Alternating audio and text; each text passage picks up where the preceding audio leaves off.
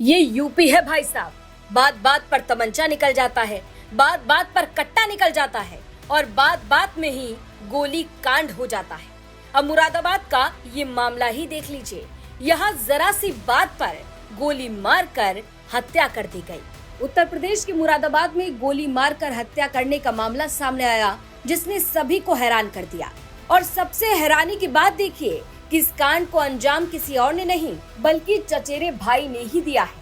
Police का कहना है कि दो सगे भाइयों में आपस में कहासुनी हो रही थी। इसी बीच उनका चचेरा भाई आकर बीच बचाव करने लगा। इस पर दोनों भाई एक हो गए और चचेरे भाई से झगड़ा होना शुरू हो गया। इसके बाद चचेरे भाई रॉकी ने गोली मारकर मौत के घाट उतार दिया। बताया जा रहा है कि सोमवार दोपहर अन्नू और विनय, दो सगे भाइयों के बीच किसी बात को लेकर कहासुनी हो रही थी। इसी बीच उनका चचेरा भाई रॉकी आ गया और बीच बचाव करने लगा। इसके बाद अन्नू और विनय दोनों एक हो गए और रॉकी से कहने लगे कि हम सगे भाइयों के बीच कहासुनी हो रही है, तुम बीच में क्यों बोल रहे हो। इसके बाद अन्नू और रॉकी के बीच गाली गलौज होने लगी। फिर मंगलवार की शाम जब अन्नू किसी काम से लौट रहा था, उसी दौरान रॉकी और अन्नू का आमना सामना हो गया।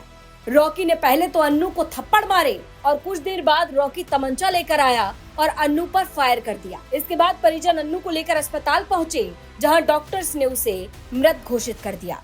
कल्याणपुर गांव में ये एक ही परिवार के दो चचेरे भाई हैं ये लोग।